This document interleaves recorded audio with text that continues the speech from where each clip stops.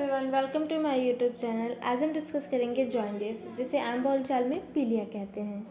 तो चलिए जानते हैं क्या है jaundice. Jaundice is an abnormal condition characterized by increase in bilirubin level in blood more than 2 mg/dl that cause yellowish discoloration of mucosa and skin.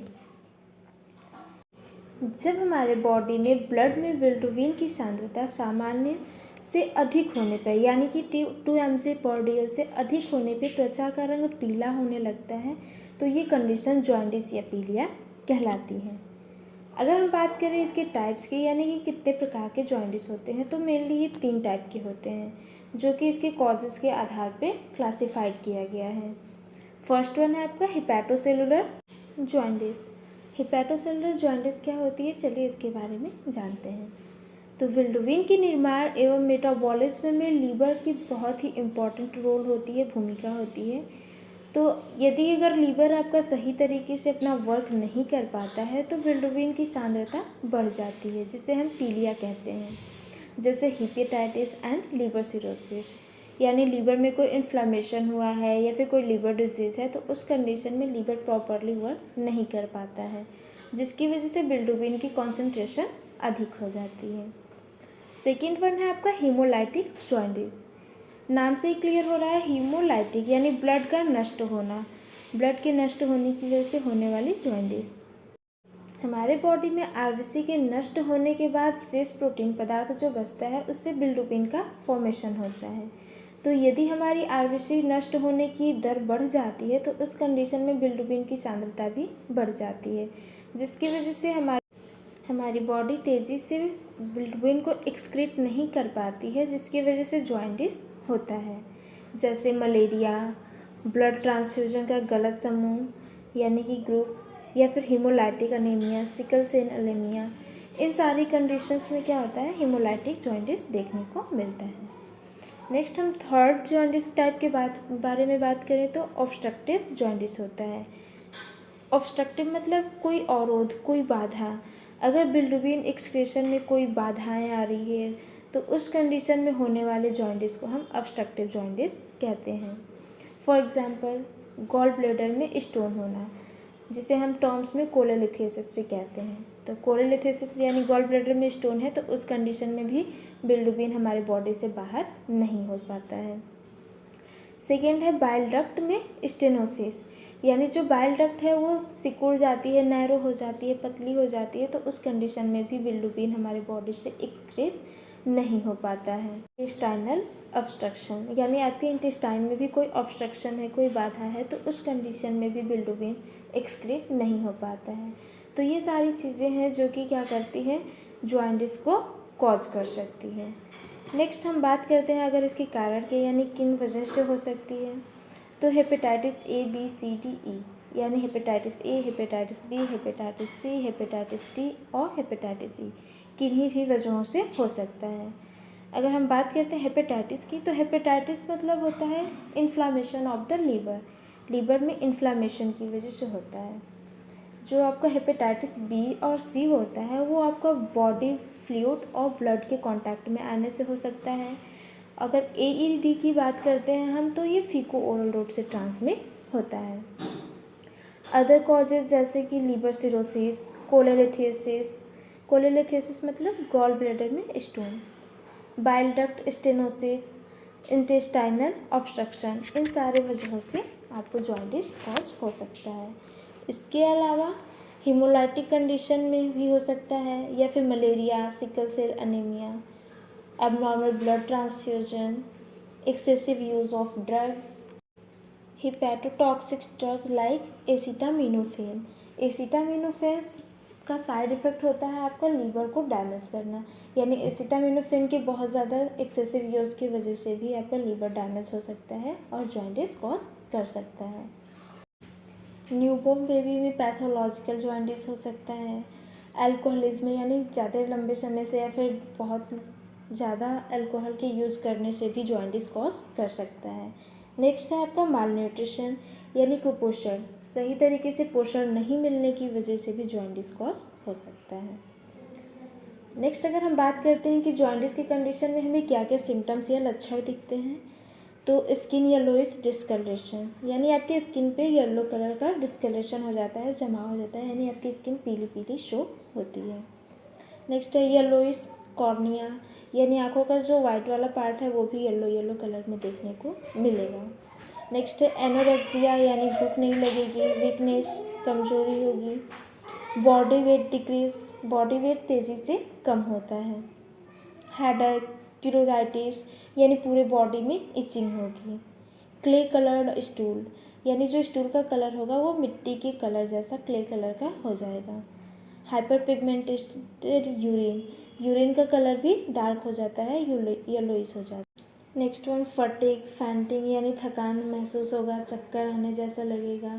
And distraction, यानी कि जो ध्यान होगा वो केंद्रित नहीं हो पाता है। तो ये सारे सिम्टम्स दिखते हैं आपको जॉन्डिस की कंडीशन में। नेक्स्ट अगर हम बात करें इसकी डायग्नोसिस की कि क्या क्या डायग्नोसिस कर सकते हैं फाइंड आउट करने के लिए, तो हिस्ट्री कलेक्शन, यानी कि उस पर्सन की पूरी तरीके से हिस्ट्री कलेक्ट की जाती है। सेकेंड वन है आपका फिजिकल एग्जामिनेशन, फिजिकल एग्जामिनेशन में head to toe total examination की जाती है, बॉडी के जितने भी ऑर्गन्स होती हैं सभी की जांच की जाती है। नेक्स्ट वन है आपका इन्वेस्टिगेशंस ऑफ क्लिनिकल फीचर्स, यानी जो भी लक्षण दिखते हैं उस पेशेंट में उन सभी चीज़ों की भी क्या करेगी जाएगी जांच की जाती है। नेक्स्ट वन है आपका एब्डोमिनल एक्सरे, इसमें हम बेरियम सल्फेट के थ्रू हम क्या कर सकते हैं एब्डोमिन एक्सरे भी कर सकते हैं। नेक्स्ट वन अल्ट्रासोनोग्राफी, अल्ट्रासोनोग्राफी भी यानी कि अल्ट्रासाउंड भी की जाती है। नेक्स्ट ब्लड इन्वेस्टिगेशंस, तो ब्लड इन्वेस्टिगेशंस में बिलिरुबिन लेवल बढ़ा हुआ मिलेगा आपको 2 mg/dl से अधिक मिलेगा। प्रोथ्रम्बिन टाइम यानी कि पीटी भी इंक्रीज मिलता है। सीरम प्रोटीन लेवल भी एबनॉर्मल देखने को मिलेगा। नेक्स्ट वन हम स्टूल एग्जामिनेशन करेंगे, जिसमें स्टूल का कलर आपको क्ले कलर देखने को मिलेगा और भी बहुत सारी चीज़ें हम इसमें फाइंड आउट करते हैं, जैसे कि अगर कोई वायरस वगैरह प्रेजेंट है तो वो चीज़ें भी हम फाइंड आउट कर सकते हैं। नेक्स्ट है आपका direct Coombs test and urine analysis. Next one है आपका थायराइड फंक्शन टेस्ट। तो इन सारे इन्वेस्टिगेशंस के थ्रू हम जॉन्डिस को फाइंड आउट कर सकते हैं। नेक्स्ट हम बात करते हैं इसके मेडिकल मैनेजमेंट के, यानी क्या क्या हम ट्रीटमेंट प्रोवाइड करते हैं जॉन्डिस की कंडीशन में। तो जैसा इसका टाइप्स होगा उसी के अकॉर्डिंग हम इसको ट्रीट भी करते हैं। लाइक अगर हिपैटोसेलुलर जॉन्डिस है तो उस कंडीशन में हम सर्जरी या फिर एंटीबायोटिक्स कर दे सकते हैं या फिर इम्यूनोग्लोब्यूलिन्स एडमिनिस्टर की जा सकती है। अगर हीमोलाइटिक जॉन्डिस है तो उस कंडीशन में ब्लड ट्रांसफ्यूज़न एवं प्लाज्मा ट्रांसफ्यूज़न भी किया जा सकता है, क्योंकि जो भी आरबीसी है वो जल्दी जल्दी डिस्ट्रॉय हो जा रहे हैं, उनकी कॉन्सेंट्रेशन अधिक हो जा रही है, तो उस कंडीशन में वो जो भी आरबीसी होती है वो इमैच्योर होती हैं, तो उस कंडीशन में हम मैच्योर ब्लड ट्रांसफ्यूज़न करते हैं। नेक्स्ट वन है ऑब्स्ट्रक्टिव जॉन्डिस की कंडीशन में हम सर्जरी एवं लिथोट्रिप्सी की जाती है, यानी सर्जरी के थ्रू हम जो भी ऑब्स्ट्रक्शन है उसको रिमूव कर सकते हैं। जैसे अगर गॉल ब्लैडर में स्टोन है तो उस कंडीशन में हम लिथोट्रिप्सी करते हैं, यानी दूरबीन के थ्रू हम क्या करते हैं उस जो भी स्टोन्स हैं उसको डिस्ट्रॉय कर देते हैं और डिस्ट्रॉय करके रिमूव कर दिया जाता है। इसके अलावा हम पेशेंट को बैलेंस डाइट प्रोवाइड कर सकते हैं, लाइक नो फैट और लो फैट, यानी कि फ़ैट हम बिल्कुल भी उस पेशेंट को नहीं देंगे या फिर कम मात्रा में दे सकते हैं। हाई कैलोरी, यानी जिस भोजन से कैलोरी ज़्यादा मिलती है वो भोजन हम प्रोवाइड करेंगे। High protein, high vitamins and adequate salt होते हैं, ये सारे हम भोजन प्रोवाइड करते हैं एक जॉन्डिस पेशेंट को। इसके अलावा पेशेंट को आयरन एंड विटामिन सप्लीमेंट भी प्रोवाइड किए जाते हैं। फोटोथेरेपी भी दी जा सकती है, वो न्यूनेट बेबी में प्रोवाइड की जाती है। फोटोथेरेपी एक प्रकार की मशीन होती है जिसमें बच्चे को लिटाया जाता है और उसके ऊपर ब्लू लाइट्स चलती है। ये ब्लू लाइट्स जो भी बिलिरुबिन होता है उसको तोड़ देती है बिना बच्चे को नुकसान पहुंचाए, और इस तरीके से बिलिरुबिन बॉडी से एक्सक्रीट कर दिया जाता है। तो ये सारे ट्रीटमेंट थे जो कि जॉन्डिस की कंडीशन में हम प्रोवाइड करते हैं। नेक्स्ट अगर हम बात करते हैं इसके नर्सिंग मैनेजमेंट की, यानी कि क्या क्या हम नर्सिंग मैनेजमेंट प्रोवाइड करते हैं। पेशेंट के एंजाइटी लेवल को फाइंड आउट करना और उसको रिड्यूस करने की कोशिश करना। नर्स एंड पेशेंट के बीच अच्छा रिलेशनशिप डेवलप करना, पेशेंट को उसके नाम के साथ आदर से बुलाना, जो भी इन्वायरमेंट है वो क्लीन रखना, काम रखना एंड कंफर्टेबल प्रोवाइड करना चाहिए।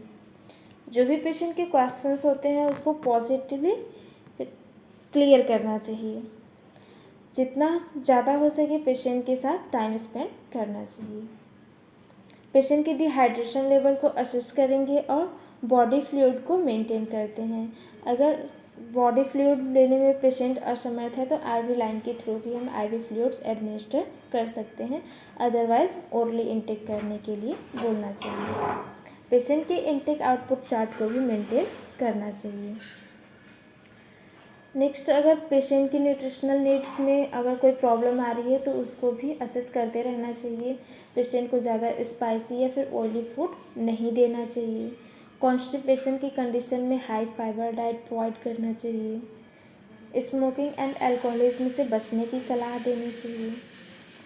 पेशेंट के ब्लड ग्लूकोज लेवल को भी असेस करना चाहिए।